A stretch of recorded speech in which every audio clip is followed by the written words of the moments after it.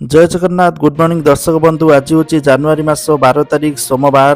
तो आज सकाल कौन टॉप न्यूज रही चलतु देखी नवा ता पूर्व चैनल को सब्सक्राइब करी पाखरे ऑल बेल आइकन को दबाई दिंतु कारण जहाँ भी लेटेस्ट इनफॉरमेशन रही आपण मैंने सर्वप्रथमे देखिपारे।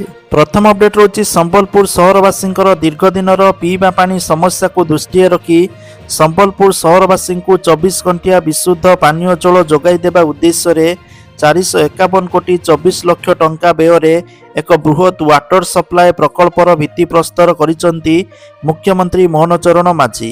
ए प्रकल्प अधीन रे संबलपुर सहर मध्य प्राय 340 किलोमीटर दीर्घ पानी पाइपलाइन बिछाଯିबो। परवर्ती अपडेट रोचे हाईकोर्ट कर गुरुत्वपूर्ण राय एणिकी सरपंच हेले ओडिया लेखि पढ़ी जानिबा निहाती आवश्यक। ग्राम पंचायत रे सरपंच एक सर्वोच्च तथा गुरुत्वपूर्ण पदवी। सरपंच को अनेक गुरुत्वपूर्ण निष्पत्ति नेबाकू पड़े तेणु सरपंच निश्चित ओडिया भाषा पढ़िबा एवं लेखि जानिबा आवश्यक बोली हाईकोर्ट एक गुरुत्वपूर्ण राय रे कहिसंती। परवर्ती अपडेट रोचे ओडिशा जुग्म प्रवेशिका परीक्षा बा ओजेई 2026 वर्ष पई कार्यसूची प्रकाश पाइछि। चलित मास 27 रु विभिन्न पाठ्यक्रम रे नामलेखा प्रवेशिका परीक्षा निमंते विद्यार्थी ऑनलाइन ले आवेदन करिवे। मार्च 26 आवेदनर शेष तारीख रही। मे मास 11 रु 17 पर्यंत परीक्षा हेबो। मे मास 31 रे परीक्षा फल प्रकाश करने को लक्ष्य धार्य करा जायछि। परवर्ती अपडेट रोची जानुरी 12 तारिख सोमवार आज मुख्यमंत्री जन अभियोग शुणाणी बंद रहिबो। मुख्यमंत्री अन्यान्य गुरुत्वपूर्ण कार्य थिबारु सोमवार आज मुख्यमंत्री जन अभियोग शुणाणी बंद रहिबो बोली सूचना रहुछि। परवर्ती अभियोग शुणाणीर तारीख संवादपत्र तथा अन्य गणमाध्यम जरिया जणाई दियाजिबो। परवर्ती अपडेट रहुछि शीतरु निस्तार नहीं 6 जिला को जारी हैला येलो वार्निंग। जिला गुड़िक रहुछि झारसुगुड़ा सुंदरगढ़ जगतसिंहपुर कटक खोर्धा अनुगुल बोली सूचना रहुछि। अन्य पक्षरे राज्य में 16 तारिख पर्यंत पाग सुखिला रहिबो बोली तथ्य रहुछि। कौनसी वर्षा संभावना नथिबा पाणीपाग विभाग पक्षरु सूचना दिया जायछि। परवर्ती अपडेट रहुछि पटिया आम बस डिपोरे अग्निकांड। डिपोरे थिबा गोटिए ईवी बस रे लागिला निया चार्जिंग रे बसिथिबा बेले बस रे अग्निकांड घटिछि। दुईटी अग्निशम टीम द्वारा निया लिभाइबा उद्यम जारी रहितिला।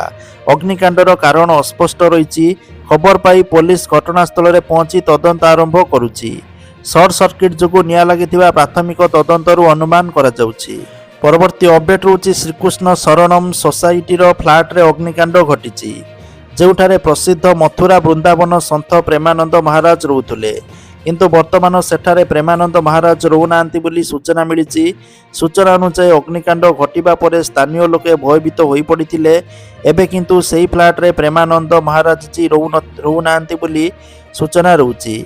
से केलीगंज रे एक आश्रम रे रहुचंती। परवर्ती अपडेट रहुछि अयोध्यार राम मंदिरर प्रस्थान द्वार रे नमाज पाठ को नहीं विवाद तीव्र होईछि। हनुमानगढ़ीर महंत राजू दास ए घटना उपरे एक कड़ा विवृत्ति जारी करिसंती। एही घटना को दुखद एवं निंदनीय बोली वर्णना करिसंती एवं प्रशासन ठारू कठोर कार्यानुष्ठान दाबी करिसंती। परवर्ती अपडेट रुचि मुख्यमंत्री मोहन चरण माझी 2 दिनिया संबलपुर ग्रस्त अवसर में विभिन्न उन्नयनमूलक कार्यर उद्घाटन करिसंती। गतकाली संबलपुर जिलार सदर महकुमा डाक्तरखाना रे नवनिर्मित अत्याधुनिक ट्रमा केयर सेंटर एवं ओपीडी बिल्डिंग रो शुभ उद्घाटन करिथिबा तथ्य रहुछि। सूचनायोग्य ट्रमा केयर सेंटर एवं ओपीडी निर्माण पई सरकार पक्षर मोट 21 कोटी 28 लक्ष टंका व्यय करा जायछि। परवर्ती अपडेट रुचि खंडगिरी यात्रा रे कौनसी भी परिस्थिति रे अश्लील नृत्य को प्रश्रय दिया जाइबो नाही। एकाम्र विधायक एने सूचना देइछंती। परवर्ती अपडेट रुचि पुरी रे प्रस्तावित विमान बंदर अंचल चारिपाखे जेभली मनमुखी भाबे कोठाबाड़ी और उच्च अट्टालिका एवं निर्माण न हेबो सेथिपई एक स्वतंत्र संस्था द्वारा सर्वे कराजिबो। ए प्रकल्प पई जागा चिन्हट होई सारितिबारु यह जेभली सुरक्षित रहिबो सेथिपई उद्यम आरंभ होईछि। राज्य परिवहन विभाग एने एक टेंडर आह्वान करितिबा सूचना रहिछि। परवर्ती अपडेट रुचि राउरकेला विमान दुर्घटनार तदंत पई पहुंचिले 5 जणिया टीम। 2 गुरुतर को करागला एयरलिफ्ट बोली सूचना रहुछि। परवर्ती अपडेट रुचि पिला जदि स्कूल न आसंती किंबा 7 दिन अधिक अनुपस्थित रहिले तेबे घर को जिबे शिक्षक। ଶିକ୍ଷକ ପିଲାଟିର ଘରେ ପହଞ୍ଚି ତାର ଅନୁପସ୍ଥିତିର ପ୍ରକୃତ କାରଣ ଖୋଜିବେ। ପିଲାଟି କାହିଁକି ସ୍କୁଲ ଆସୁନାହିଁ ସେ ନେଇ ଅଭିଭାବକଙ୍କ ସହିତ ଆଲୋଚନା କରିବେ ଏବଂ ସେମାନଙ୍କୁ ବୁଝାଇ ପିଲାଙ୍କୁ ପୁଣି ସ୍କୁଲକୁ ଆଣିବାକୁ ଚେଷ୍ଟା କରିବେ। ଏନେଇ ଡିୟୁ ଏବଂ ବିଇଓଙ୍କୁ ସ୍କୁଲ ଓ ଗଣଶିକ୍ଷା ବିଭାଗ ପକ୍ଷରୁ ଚିଠି କରାଯାଇଛି। ପରବର୍ତ୍ତୀ ଅପଡେଟ୍ ହେଉଛି ଝାରସୁଗୁଡ଼ାରେ ମାଲବାହୀ ଟ୍ରେନ୍ ଲାଇନଚ୍ୟୁତ। ମାଲବାହୀ ଟ୍ରେନ୍ର 3ଟି ବଗି ଲାଇନଚ୍ୟୁତ ହୋଇଛି। ବେଲପାହାଡ଼ ଫାଟକ ନିକଟରେ ମାଲବାହୀ ଟ୍ରେନ୍ ଲାଇନଚ୍ୟୁତ ହୋଇଛି। ଲାଇନଚ୍ୟୁତ ହେବା ପରେ ବେଲପାହାଡ଼ ଫାଟକ ସମ୍ପୂର୍ଣ୍ଣ ରୂପେ ବନ୍ଦ କରି ଦିଆଯାଇଛି। ଘଟଣାସ୍ଥଳରେ ଉଦ୍ଧାର କାର୍ଯ୍ୟ ଜାରି ରହିଛି। ପରବର୍ତ୍ତୀ ଅପଡେଟ୍ ହେଉଛି ପ୍ରବଳ ଥଣ୍ଡା ଜମ୍ମୁ କାଶ୍ମୀର ଉପରେ ଗୁରୁତର ପ୍ରଭାବ ପକାଇଛି। ପ୍ରବଳ ଥଣ୍ଡା ଏବଂ ଘନ କୁହୁଡ଼ି ଯୋଗୁଁ ଜମ୍ମୁର ସ୍କୁଲଗୁଡ଼ିକ ଜାନୁଆରୀ 14 ତାରିଖ ପର୍ଯ୍ୟନ୍ତ ବନ୍ଦ ରଖାଯାଇଥିବା ସୂଚନା ରହିଛି। ପରବର୍ତ୍ତୀ ଅପଡେଟ୍ ହେଉଛି କମିଶନରେଟ୍ ପୋଲିସ ହାତରେ ଆନ୍ତଃରାଜ୍ୟ ସାଇବର ଲୁଟେରା ଗ୍ୟାଙ୍ଗ। 12 ଲୁଟେରାଙ୍କୁ କାବୁ କଲା ବରଗଡ଼ ଥାନା ଓ ସ୍ପେଶାଲ ସ୍କ୍ୱାଡ୍ ପୋଲିସ। ସାଇବର ଅପରାଧୀ ମାନେ ହେଲେ ବିହାର, କେରଳ ଏବଂ ଓଡ଼ିଶାର ବାସିନ୍ଦା। ପରବର୍ତ୍ତୀ ଅପଡେଟ୍ ହେଉଛି ରିଲାଏନ୍ସ ଫାଉଣ୍ଡେସନ ଛାତ୍ରବୃତ୍ତି 2025-26। ଓଡ଼ିଶାର 127 ମନୋନୀତ ହୋଇଛନ୍ତି। ପ୍ରତ୍ୟେକ ସ୍ନାତକଙ୍କୁ 2 ଲକ୍ଷ ଏବଂ ପିଜି ଛାତ୍ରଛାତ୍ରୀଙ୍କୁ 6 ଲକ୍ଷ ଟଙ୍କା ମିଳିବ। ପରବର୍ତ୍ତୀ ଅପଡେଟ୍ ହେଉଛି ପିଏମ୍ କିଷାନ ଯୋଜନାକୁ ନେଇ ଆସିଲା ବଡ଼ ଖବର। ପିଏମ୍ କିଷାନ ଯୋଜନାର 21ତମ କିସ୍ତି ଅଲରେଡ଼ି ମିଳିସାରିଛି। ତ ବର୍ତ୍ତମାନ ଚାଷୀ ଭାଇମାନେ 22ତମ କିସ୍ତି ପାଇଁ ଉତ୍ସାହର ସହିତ ଅପେକ୍ଷା କରିଛନ୍ତି। ଏହି 22ତମ କିସ୍ତି ଆପଣମାନଙ୍କୁ ଫେବୃଆରୀରୁ ମାର୍ଚ୍ଚ ମାସ ମଧ୍ୟରେ ମିଳିବ ବୋଲି ତଥ୍ୟ ରହୁଛି। ତା ପୂର୍ବରୁ ଇକେୱାଇସି କରିବା ପାଇଁ ପରାମର୍ଶ ଦିଆଯାଉଛି। ପରବର୍ତ୍ତୀ ଅପଡେଟ୍ ହେଉଛି ନୂଆ ବର୍ଷରେ ଲୋକଙ୍କୁ ଘର ବାଣ୍ଟିବେ ରାଜ୍ୟ ସରକାର। ରାଜ୍ୟର 10 ଲକ୍ଷ ହିତାଧିକାରୀଙ୍କୁ ପକ୍କା ଘର ଯୋଗାଇ ଦେବେ ପଞ୍ଚାୟତରାଜ ବିଭାଗ। ଏନେଇ ପଞ୍ଚାୟତରାଜ ମନ୍ତ୍ରୀ ରବି ନାରାୟଣ ନାୟକ ସୂଚନା ଦେଇଛନ୍ତି। ସେ କହିଛନ୍ତି ଚଳିତ ଜାନୁଆରୀରେ ପକ୍କା ଘର ବାଣ୍ଟିବେ ସରକାର। ପ୍ରଧାନମନ୍ତ୍ରୀ ଆବାସ ପାଇଁ ଆବେଦନ କରିଛନ୍ତି 37 ଲକ୍ଷ ହିତାଧିକାରୀ। ପଞ୍ଚାୟତରାଜ ମନ୍ତ୍ରୀ ରବି ନାରାୟଣ କହିଛନ୍ତି ଯେ ଗରିବ ଭୂମିହୀନ ପରିବାରଙ୍କୁ ପକ୍କା ଘର ଯୋଗାଇ ଦେବା ପାଇଁ ସରକାର ପ୍ରତିବଦ୍ଧ। ଅନ୍ତୋଦୟ ଗୃହ ଯୋଜନା ଓ ପ୍ରଧାନମନ୍ତ୍ରୀ ଆବାସ ଯୋଜନାର ଏକ ଅଂଶ ଭାବେ ଆମେ ନିଶ୍ଚିତ କରିବୁ ଯେ ପ୍ରତ୍ୟେକ ଯୋଗ୍ୟ ବ୍ୟକ୍ତି ଯୋଜନାରୁ ଲାଭ ପାଇବେ। ସୂଚନାଯୋଗ୍ୟ ଯେ ରାଜ୍ୟରେ ପ୍ରାୟ 22 ଲକ୍ଷ ହିତାଧିକାରୀମାନଙ୍କୁ ପକ୍କା ଘର ଯୋଗାଇ ଦେବା ପାଇଁ ସରକାର ଲକ୍ଷ୍ୟ ରଖିଛନ୍ତି। ଯେଉଁମାନେ ପ୍ରଧାନମନ୍ତ୍ରୀ ଆବାସ ଯୋଜନାରେ ପଞ୍ଜୀକରଣରୁ ବଞ୍ଚିତ ହୋଇଛନ୍ତି ସେମାନଙ୍କୁ ଅନ୍ତୋଦୟ ଗୃହ ଯୋଜନାରେ ସାମିଲ କରାଯିବ। ଏହା ସହିତ ଘର ନିର୍ମାଣ ପାଇଁ 1,20,000 ଟଙ୍କାର ଆର୍ଥିକ ସହାୟତା ପ୍ରଦାନ କରାଯିବ। ତ ଜାନୁଆରୀ ମାସରେ 10 ଲକ୍ଷ ପ୍ରଥମ 10 ଲକ୍ଷ ହିତାଧିକାରୀମାନଙ୍କୁ ପକ୍କା ଘର ବା କାର୍ଯ୍ୟାଦେଶ ମିଳିବ, ଯାହାଫଳରେ ସେମାନଙ୍କୁ 40,000 ଟଙ୍କା ଲେଖାଏଁ ପ୍ରଥମ କିସ୍ତି ମିଳିବ ବୋଲି ତଥ୍ୟ ରହୁଛି। ପରବର୍ତ୍ତୀ ଅପଡେଟ୍ ହେଉଛି ଚଳିତ ସପ୍ତାହରେ ମିଳିବ ସୁଭଦ୍ରା ଟଙ୍କା। ମାନେ ଜାନୁଆରୀ ମାସ 14 ତାରିଖ ଭିତରେ ସୁଭଦ୍ରା ଟଙ୍କା ମିଳିବ ବୋଲି ସୂଚନା ରହୁଛି। ଆଶା କରାଯାଉଛି ଜାନୁଆରୀ 14 ତାରିଖରେ ସୁଭଦ୍ରା ଟଙ୍କା ମିଳିପାରେ, କାରଣ ଜାନୁଆରୀ 14 ତାରିଖରେ ମକର ସଂକ୍ରାନ୍ତି ପଡ଼ୁଛି। ତେଣୁ ସେଦିନ ସୁଭଦ୍ରା ଟଙ୍କା ମିଳିପାରେ ବୋଲି ଆଶା କରାଯାଉଛି। କାରଣ ଉପମୁଖ୍ୟମନ୍ତ୍ରୀ ଘୋଷଣା କରିଥିଲେ ଚଳିତ ସପ୍ତାହରେ ମିଳିବ ସୁଭଦ୍ରା ଟଙ୍କା। 4,57,681 ଜଣଙ୍କୁ ଖୁବ୍ ଶୀଘ୍ର ମିଳିବ ସୁଭଦ୍ରା ଟଙ୍କା। ନୂଆ ଭାବେ ଯୋଡ଼ି ହୋଇଥିବା 1,78,398 ହିତାଧିକାରୀଙ୍କୁ ମିଳିବ ଟଙ୍କା। ଏହା ସହିତ ବିଭିନ୍ନ କାରଣ ପାଇଁ କଟିଯାଇଥିବା 24,018 ଜଣଙ୍କୁ ଏଥର ମିଳିବ ଟଙ୍କା। ସେହିପରି ତୃତୀୟ କିସ୍ତି ପାଇଥିଲେ କିନ୍ତୁ ପ୍ରଥମ ଦ୍ୱିତୀୟ କିସ୍ତିରେ ନାମ ନଥିଲା। ତ ସେହିଭଳି 2,55,265 ଜଣ ଅଛନ୍ତି ଯେଉଁମାନଙ୍କୁ ଏକାବେଳକେ 2ଟି କିସ୍ତି ମିଳିବ। ଚଳିତ ସପ୍ତାହରେ 250 କୋଟିରୁ ଅଧିକ ଟଙ୍କା ଆକାଉଣ୍ଟକୁ ଯିବ ବୋଲି ତଥ୍ୟ ରହୁଛି।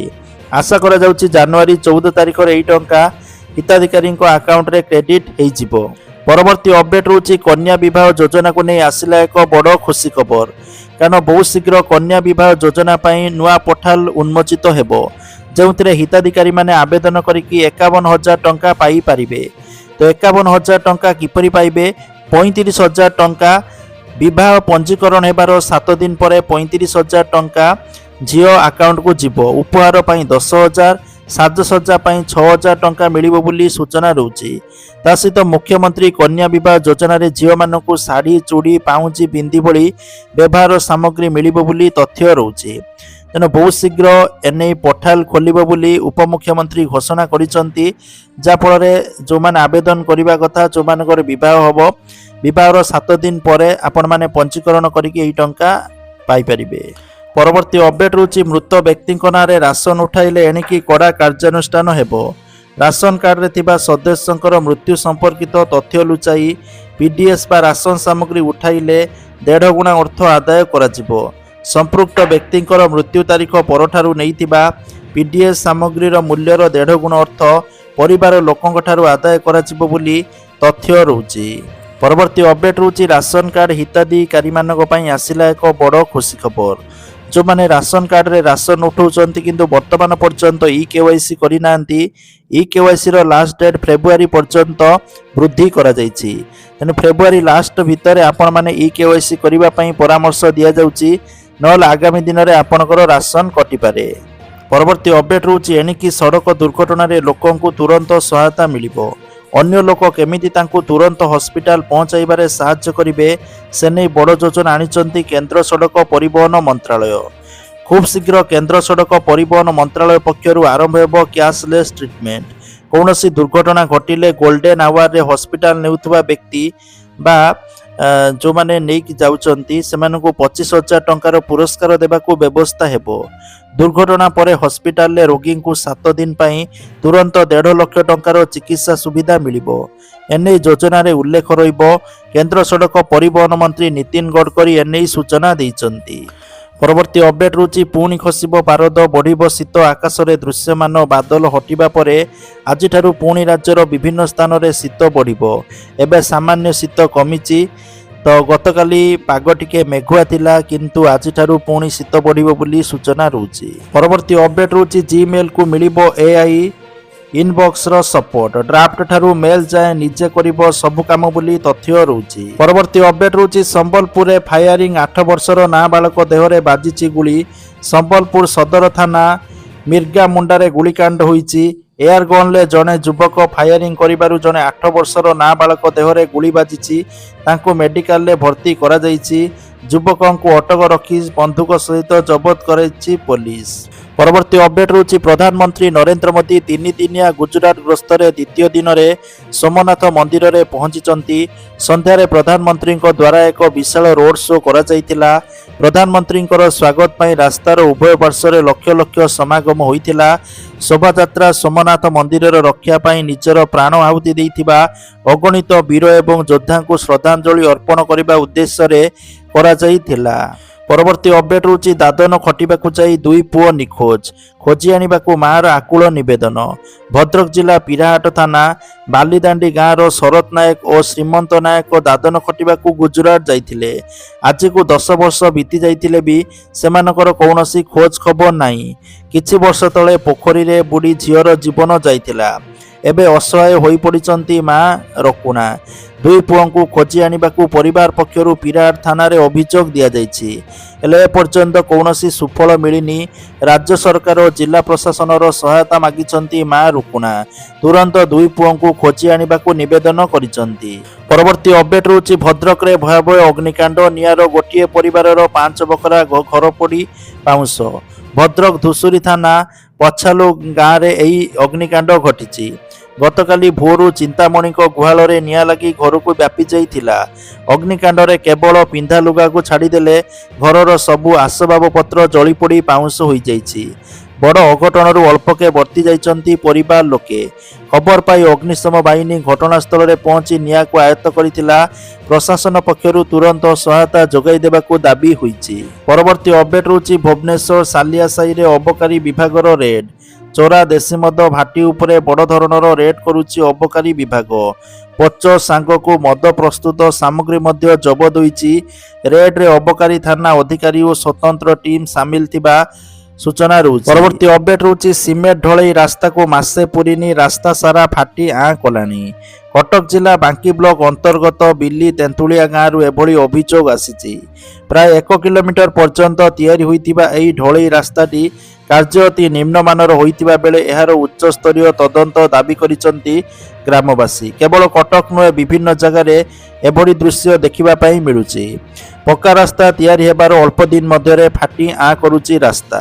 परवर्ती अपडेट रहउछि सरुनी चाषींकर समस्या। मंडी समस्या को नहीं मंडी रे ताला पकाइले चाषी। कलाहांडी जिला कोकसरा ब्लॉक लड़ू गाँ पेक्स अधीन रे थिबा गंभीरगुड़ा उपमंडी रे उत्तेजना। ବେକ୍ସ କର୍ମଚାରୀ ଓ ମିଲ୍ ଏଜେଣ୍ଟଙ୍କ ମଧୁଚନ୍ଦ୍ରିକାରେ ମଣ୍ଡି ଚାଲୁଥିବା ଅଭିଯୋଗ ହୋଇଛି।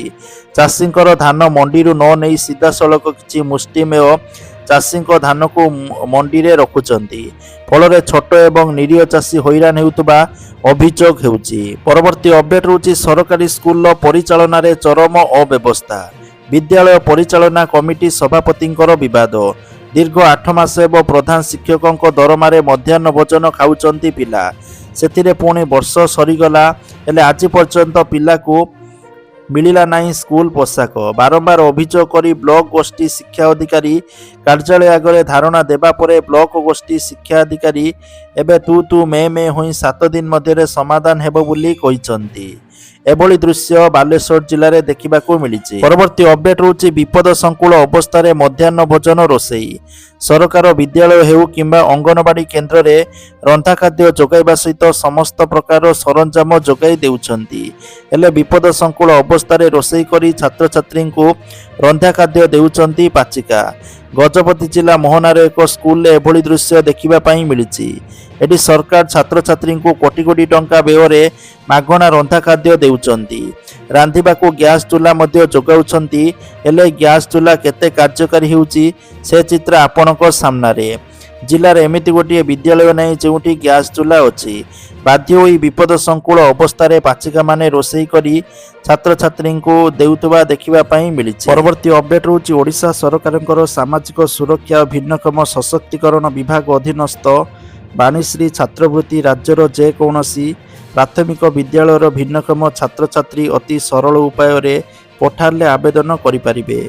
ଅଫିସିଆଲ ୱେବସାଇଟ୍ ରହୁଛି sscpd.gov.in। ପରବର୍ତ୍ତୀ ଅପଡେଟ୍ ରହୁଛି ଜାତୀୟ ଯୁବ ଦିବସରେ ବରିଷ୍ଠ ନେତା ମହମ୍ମଦ ମକିମଙ୍କର ନୂଆ ରାଜନୈତିକ ଦଳର ପଡ଼ିବ ମୂଳଦୁଆ। ମାର୍ଚ୍ଚରେ ନୂଆ ରାଜନୈତିକ ଦଳ ଗଠନ ପୂର୍ବରୁ ଭୁବନେଶ୍ୱରରେ ହେବାକୁ ଥିବା ଯୁବ ସମାବେଶରେ ରାଜ୍ୟର ବିଭିନ୍ନ ପ୍ରାନ୍ତରୁ ଯୋଗଦେବେ ଯୁବବର୍ଗ। ପରବର୍ତ୍ତୀ ଅପଡେଟ୍ ହେଉଛି କେନ୍ଦ୍ରାପଡ଼ାରେ ସୁନା ବ୍ୟବସାୟୀଙ୍କୁ ହାଣି ସୁନା ଗହଣା ଲୁଟ୍ ଅଭିଯୋଗ। କୁଦା ନଗରୀ ହୁରାସାହିରେ ସୁନା ବ୍ୟବସାୟୀଙ୍କୁ ମାରଣାନ୍ତକ ଆକ୍ରମଣ। କାରରେ କେନ୍ଦ୍ରାପଡ଼ା ଘରକୁ ଫେରୁଥିବା ବେଳେ ଅକର୍ତ୍ତିତ ଆକ୍ରମଣ। 2ଟି ପଲ୍ସରରେ 4 ଦୁର୍ବୃତ୍ତ ଆସି କାର କାଚ ଭାଙ୍ଗି ଧାରୁଆ ଅସ୍ତ୍ରରେ ହାଣି ଲୁଟିଲେ। ଗୁରୁତର ସୁନା ବ୍ୟବସାୟୀ ଜିଲ୍ଲା ମୁଖ୍ୟ ହସ୍ପିଟାଲରେ ଭର୍ତ୍ତି ହୋଇଛନ୍ତି। ପରବର୍ତ୍ତୀ ଅପଡେଟ୍ ହେଉଛି ରାମ ଜନ୍ମଭୂମି ଅଯୋଧ୍ୟାରେ ଆମିଷ ଖାଦ୍ୟ ବିତରଣକୁ ସେଠିକାର ପ୍ରଶାସନ ସମ୍ପୂର୍ଣ୍ଣ ବ୍ୟାନ୍ କରିବା ପରେ ଏବେ ପ୍ରଶ୍ନ ଉଠିଛି କେବେ ପୂରଣ ହେବ ଆମିଷ ମଦମୁକ୍ତ ପୁରୀ ସ୍ୱପ୍ନ।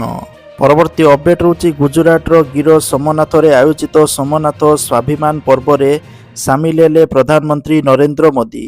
କାର୍ଯ୍ୟକ୍ରମର ଶେଷ ଦିନରେ 108 ଘୋଡ଼ାଙ୍କ ଗହଣରେ ସ୍ୱର୍ଜଯାତ୍ରାରେ ସାମିଲ ହୋଇଥିଲେ ମୋଦି। ପରବର୍ତ୍ତୀ ଅପଡେଟ୍ ରହୁଛି ସୁନା ଦରକୁ ନେଇକି ଓଡ଼ିଶା ରାଜଧାନୀ ଭୁବନେଶ୍ୱରରେ ଆଜି 22 କ୍ୟାରେଟ୍ ସୁନା ମୂଲ୍ୟ 10 ଗ୍ରାମ ପ୍ରତି 1,28,750 ଟଙ୍କା ଥିବାବେଳେ 24 କ୍ୟାରେଟ୍ ସୁନା ମୂଲ୍ୟ 10 ଗ୍ରାମ ପ୍ରତି 1,40,460 ଟଙ୍କା ଥିବା ରେକର୍ଡ ହୋଇଛି। ତ ଯାହାକି ଆଜିକାର ଟପ୍ ନ୍ୟୁଜ୍ ଥିଲା। ଭିଡ଼ିଓକୁ ଲାଇକ୍ କରନ୍ତୁ, ଚ୍ୟାନେଲରେ ନୂଆ ଆସିଥିଲେ ସବସ୍କ୍ରାଇବ୍ କରନ୍ତୁ। ଜୟ ଜଗନ୍ନାଥ, ଧନ୍ୟବାଦ।